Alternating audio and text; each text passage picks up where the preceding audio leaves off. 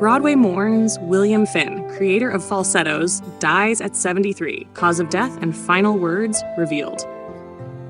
April 9th, 2025, New York and why. Broadway has dimmed its lights for one of its most poignant and daring voices.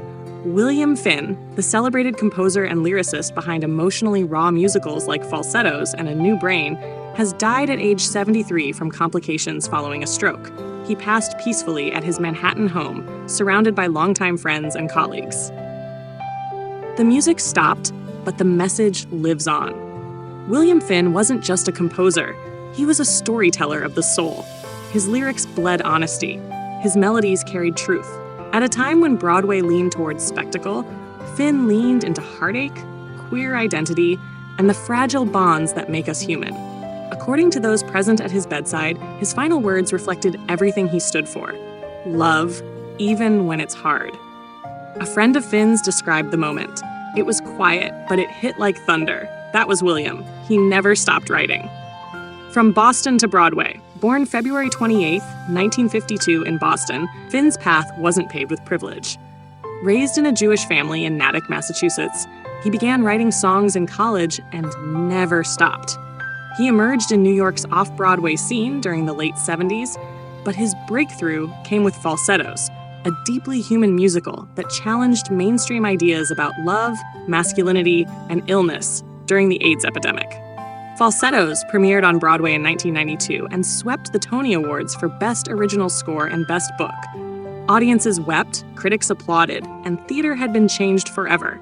His later works, including A New Brain, Elegies, a song cycle, and the 25th annual Putnam County Spelling Bee, continued to tackle life's uncomfortable truths, often with humor, vulnerability, and grace.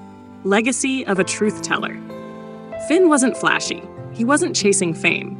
What he wanted was for people to feel seen.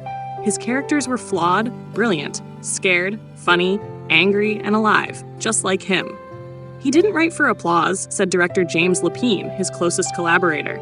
He wrote because he had to. He wrote because people like him needed to exist on stage.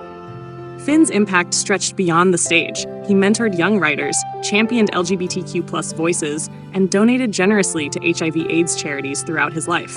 The theater world responds. Tributes are pouring in. William wrote the music of human emotion. There was no one like him. His work changed how I saw myself. He told stories no one else dared to. Harvey Fierstein, We Lost a Giant, but his songs will keep singing. In tribute, a candlelight vigil will be held in front of Lincoln Center, where a choir will perform selections from Falsettos and A New Brain. Fans across social media are already sharing clips, quotes, and fan art in celebration of his work. Tash honoring his final wish. Per his family's statement, a new initiative, the William Finn Fellowship, will launch this fall to support queer and neurodivergent musical theater writers in their early careers. The foundation will offer workshops, residencies, and mentorship programs inspired by Finn's ethos. Create boldly, live truthfully. William Finn didn't just change musicals, he changed lives.